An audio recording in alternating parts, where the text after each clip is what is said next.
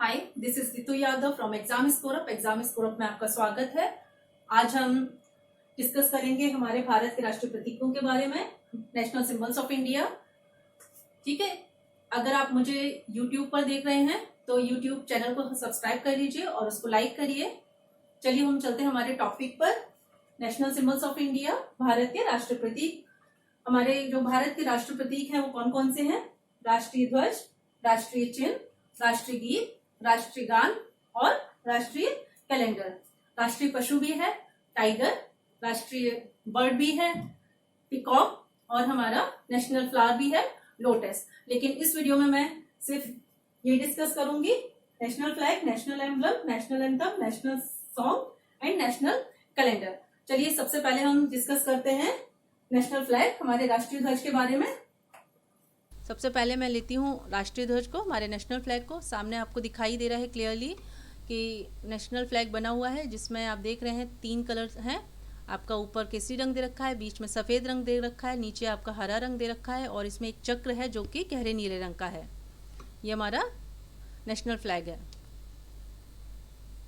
चलिए अब हम जान लेते हैं हमारे नेशनल फ्लैग के एवोल्यूशन को, कि किस तरह से वो डेवलप हुआ, किस तरह से उसका विकास हुआ। ठीक, तो सबसे पहले देखते हैं 1906 में। 1906 में झंडे का जो स्वरूप था वो इस तरह का दिखता था। तो सबसे पहले ऊपर जो था हरा रंग का प्रयोग किया गया था, सबसे नीचे आपका रेड कलर दे रखा है और बीच में आपका येलो कलर, और जिसमें लिखा हुआ है वंदे मातरम। फिर 1907 में बीकाजी कामा ने बर्लिन में जिस तरह के झंडे को लहराया था वो इस तरह का दिखता था। ऊपर आपका केसरी रंग था, बीच में येलो कलर, पहले की तरह ही है, वंदे मातरम लिखा हुआ है और नीचे आपका ग्रीन कलर दे रखा है। उसके बाद 1917 में होम रूल मूवमेंट के दौरान जिस झंडे को प्रयोग किया गया था वो था इस तरह का। देखिए आप सामने देख सकते हैं। Home rule movement Annie Besant ने और तिलक ने स्टार्ट किया था, याद रखना है, एग्जाम में पूछ लिया जाता है। नेक्स्ट हम 1921 में आते हैं। 1921 में जिस फ्लैग को अनऑफिशियली अडॉप्ट किया गया था, अपनाया गया था, वो इस तरह का था। ऊपर हरे रंग का है, नीचे आप देख रहे हैं ग्रीन कलर है और एक चरखा बना हुआ है। ठीक, 1931 में झंडा कुछ इस प्रकार से दिखता था। ऊपर आपको दिखाई दे रहा है केसरी रंग है, बीच में आपका सफ़ेद रंग है और नीचे हरा रंग है और बीच में एक चरखा बना हुआ है। ओके, तो जो हमारा प्रेजेंट टाइम का जो नेशनल फ्लैग है वो इस तरह का दिखता है। देख रहे हैं ट्राई कलर है, 3 रंग से बना हुआ है, इसलिए इसको तिरंगा भी कहते हैं। ऊपर केसरी रंग है, बीच में आपका सफ़ेद रंग है, नीचे हरा और बीच में आप देख रहे हैं एक चक्र बना हुआ है। जबकि 1931 के जो झंडा था उसमें एक चरखा बना हुआ था बीच में। तो ये था हमारा राष्ट्रीय ध्वज का एवोल्यूशन, कि उसका विकास किस तरह से हुआ। ठीक है, तो नेशनल फ्लैग की जो लेंथ और ब्रेथ का रेशियो, मतलब लंबाई और चौड़ाई का जो रेशियो होता है वो 3:2 होता है। मतलब 3 लंबाई होती है तो उसका 2 चौड़ाई होती है। ये देखिए, ये आपकी ब्रेथ है और ये आपकी लेंथ ली गई है। तो आपको याद रखना है, एग्जाम में पूछ लिया जाता है कि झंडे की लंबाई चौड़ाई का अनुपात कितना होता है, तो आपका आंसर होगा 3:2। ठीक, और राष्ट्रीय ध्वज के मध्य में चक्र है। देखिए आपको दिखाई दे रहा है ये चक्र है और इसके अंदर टोटल 24 तीलियां होती हैं। याद रखना है, इंपॉर्टेंट है, ये भी क्वेश्चन में बन जाता है कि झंडे के चक्र के अंदर कितनी तीलियां होती हैं। तो आपका आंसर होगा 24। अब जो हमारा राष्ट्रीय झंडा बना होता है वो 3 रंग की आड़ी पट्टियों के द्वारा बना होता है, जिसमें सबसे ऊपर केसरी रंग है, सफ़ेद बीच में है और हरा रंग नीचे है। संविधान सभा ने राष्ट्रीय ध्वज के प्रारूप को 22 जुलाई 1947 को अपनाया था। तो आप याद रखिएगा कि 22 जुलाई 1947 में कॉन्स्टिट्यूएंट असेंबली में हमारा नेशनल फ्लैग को अपनाया गया था। ठीक, झंडे में जो नीले रंग का 24 तीलियों वाला अशोक चक्र है, ये देख रहे हैं, मैंने बताया आपको ये अशोक चक्र 24 तीलियों वाला है। यह धर्म तथा ईमानदारी के मार्ग पर चलकर देश को उन्नति की ओर ले जाने की प्रेरणा देता है। इम्पॉर्टेंट है। ठीक, तो आपने देखा कि जो झंडे का अनुपात है वो 3:2 है। चक्र में 24 तीलियां हैं, याद रखना है। और इसको कॉन्स्टिट्यूएंट असेंबली में 22 जुलाई 1947 में अपनाया गया था। अब आप यहाँ देखिए, ऊपर आपका केसरी रंग है, ये बीच में सफ़ेद, नीचे हरा रंग। ठीक, तो ये जो अलग अलग कलर्स हैं झंडे के, ये अलग अलग चीज़ों को रिप्रेजेंट करते हैं। जैसे आपका सबसे पहले मैं बताती हूँ, केसरिया रंग जो कि सैफरन कलर है, रिप्रेजेंट करता है आपके करेज और सेक्रीफाइस को, मीन्स आपके शौर्य और त्याग का प्रतीक है। वाइट कलर आपका जो है वो रिप्रेजेंट करता है ट्रूथ एंड प्योरिटी, मीन्स सत्य एवं पवित्रता का प्रतीक है। ग्रीन कलर की बात करते हैं तो ग्रीन कलर में देखिए faith and fertility and growth को रिप्रेजेंट कर रहा है, जीवन एवं समृद्धि का प्रतीक है आपका हरा रंग। तो जनरली 15 अगस्त और 26 जनवरी के अवसर पर राष्ट्रीय ध्वज को निजी इमारतों तथा सार्वजनिक स्थलों पर भी फहराया जा सकता है। ठीक, और तिरंगे को भारत की महिलाओं की ओर से राष्ट्र को 14 अगस्त 1947 को संविधान सभा के अर्धरात्रिकालीन अधिवेशन में समर्पित किया गया था। ठीक है, तो ये कुछ इम्पॉर्टेंट बातें थी जो मैंने बताई आपको राष्ट्रीय ध्वज के बारे में, याद रखनी है, इनसे क्वेश्चंस पूछ लिए जाते हैं एग्ज़ाम में। नेक्स्ट चलते हैं हमारा राज चिन्ह पर। ये देखिए, ये हमारा नेशनल एम्बलम, हमारा राज चिन्ह है। इसमें नीचे आप देखिए सत्यमेव जयते लिखा हुआ है, ये हमारा राज। हमारा जो नेशनल एम्बलम है वो अशोक के स्तंभ लेख से लिया गया है, जो कि सारनाथ से मिला है हमको। ठीक है, ये अशोक का स्तंभ लेख है जो कि सारनाथ में है। आप देख रहे हैं यहाँ पे आपको शेर दिखाई दे रहे हैं। यहाँ पे अभी आप सामने देख रहे होंगे सिर्फ 3 शेर हैं, नहीं, लेकिन यहाँ पे 4 शेर हैं। इसमें 6 जानवर टोटल लिए गए हैं, जिसमें 4 शेर हैं, एक बैल है आपका और एक घोड़ा है। और भारत का ये जो चिन्ह है वो भारत की एकता का द्योतक है।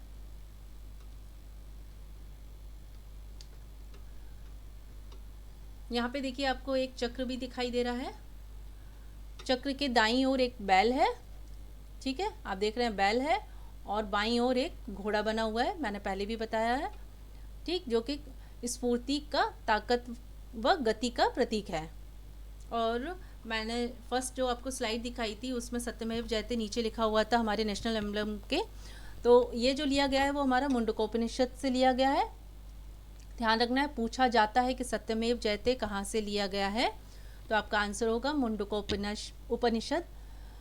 ठीक, सत्यमेव जयते का जो अर्थ होता है वो है सत्य की ही विजय होती है। तो और बीच में जो अशोक चक्र में मैंने आपको बताया 24 तीलियाँ होती हैं, ये 24 तीलियाँ समय की गतिशीलता व्यक्त करती हैं। भारत का जो राष्ट्रीय चिन्ह 26 जनवरी 1950 को अपनाया गया था। इम्पॉर्टेंट है, नोट कर लीजिएगा, आता है एग्ज़ाम में। और आपने देखा भी होगा राष्ट्रीय चिन्ह का जो प्रयोग किया जाता है वो हमारे सरकारी कागज़ों पर किया जाता है, नोटों पर करते हैं, सिक्कों पर और मोहरों पर। ठीक है, चलिए हम चलते हैं हमारा नेक्स्ट नेशनल सिंबल, हमारा राष्ट्रीय गान। राष्ट्रीय गान जो लिखा है वो रविन्द्रनाथ टैगोर ने लिखा है। इम्पॉर्टेंट है कि राष्ट्रीय गान के कंपोज़र कौन है और किसने लिखा है, तो वो है रविन्द्रनाथ टैगोर। राष्ट्रीय गान जो हमारा होता है वो सभी जानते हैं, जन गण मन है, रविन्द्रनाथ टैगोर द्वारा लिखा गया है।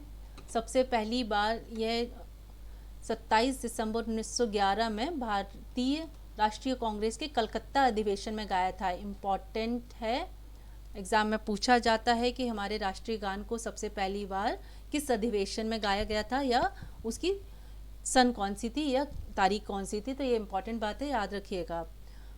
राष्ट्रीय गान का जो सबसे पहले प्रकाशन किया गया था वो 1912 में किया गया था और तत्वबोधिनी पत्रिका में किया गया था, और इसका शीर्षक था भारत विधाता। ठीक है, राष्ट्रीय गान को राष्ट्रगान के रूप में कब अपनाया गया, तो आपका आंसर है 24 जनवरी 1950 में राष्ट्रीय गान को अपनाया गया था। राष्ट्रीय गान गाने में लगभग टोटल जो टाइम लगता है ना आपको, वो 52 सेकेंड लगता है। इम्पॉर्टेंट है, एग्ज़ाम में पूछा जाता है कि राष्ट्रगान को गाने में टोटल समय कितना लगता है, तो आपका आंसर है 52 सेकेंड्स। ठीक है, ये इम्पॉर्टेंट पॉइंट्स से जो मैंने बताया आपको राष्ट्रगान के बारे में। चलिए नेक्स्ट चलते हैं अब हम राष्ट्रीय गीत। कंफ्यूज नहीं होना है राष्ट्रगान और राष्ट्रगीत के बीच में। राष्ट्रगान मैंने बताया आपको जनगण मन है, और राष्ट्रगीत है हमारा वंदे मातरम, इम्पॉर्टेंट है, नोट कर लीजिएगा। और वंदे मातरम लिखा किसने है? बंकिम चंद्र चटर्जी ने लिखा है। इन्होंने 1882 में एक उपन्यास लिखा था जिसका नाम था आनंद मठ, उसमें उन्होंने ये गीत लिखा था वंदे मातरम। आगे जाकर इस गीत को ही राष्ट्रीय गीत के नाम से जाना जाने लगा। ठीक, चलिए चलते हैं। तो राष्ट्रीय गीत मैंने पहले भी बताया, राष्ट्रीय गीत वंदे मातरम है और बंकिम चंद्र चटर्जी ने लिखा है। राष्ट्रीय गीत को 1882 में बता दिया मैंने आपको, आनंद मठ में लिखा गया था।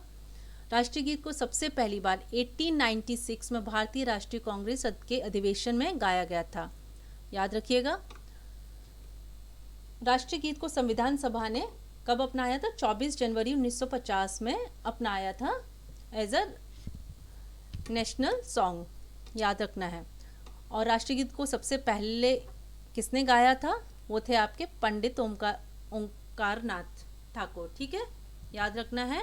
राष्ट्रीय गीत का जो अनुवाद किया गया था वो इंग्लिश में किया गया था और उसमें श्री अरविंदो ने अंग्रेज़ी में इसका अनुवाद किया था। ये इम्पॉर्टेंट बातें थी राष्ट्रीय गीत के बारे में।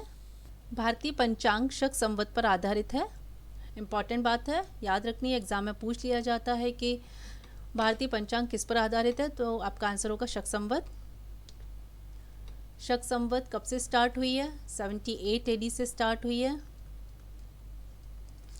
यह कनिष्क के ने स्टार्ट की थी, जो कि कुषाण वंश का राजा था। जब इसका राज्याभिषेक किया गया तो उसने 78 AD में एक संवत स्टार्ट की थी और इसका नाम शक संवत इसलिए पड़ा क्योंकि इसको सबसे ज़्यादा प्रयोग शकों ने किया था। तो याद रखना है आपको। राष्ट्रीय कैलेंडर का प्रथम महीना चैत होता है। साइड में एक लिस्ट दे रखी है जिसमें भारतीय महीनों के नाम दे रखे हैं। राष्ट्रीय कैलेंडर को 22 मार्च 1957 में अपनाया गया था, याद रखना है आपको, पूछ लिया जाएगा एग्जाम में। भारतीय राष्ट्रीय कैलेंडर क्रिश्चियन कैलेंडर से 78 वर्ष पीछे है। क्यों है? क्योंकि 1 AD से क्रिश्चियन कैलेंडर स्टार्ट होता है, इसलिए यह 78 वर्ष पीछे है। अभी हमने भारतीय पंचांग के बारे में जाना। भारतीय पंचांग शक संवत पर आधारित है। शक संवत 78 AD से स्टार्ट होती है और इसको स्टार्ट करने वाला था कुषाण वंश का राजा कनिष्क, ध्यान रखना है आपको। और इसको शक संवत इसलिए कहा जाता है क्योंकि शकों ने इसका लंबे समय तक प्रयोग किया था, जबकि इसको स्टार्ट कुषाण वंश के राजा कनिष्क ने किया था, याद रखना है। विक्रम संवत और आपको कुछ शक संवत में कंफ्यूज नहीं होना है। विक्रम संवत स्टार्ट की थी मालवा के राजा विक्रमादित्य ने, ठीक है। और इसका जो टाइम स्टार्ट हुआ था वो था 58 BC ईसा पूर्व, विक्रम संवत का।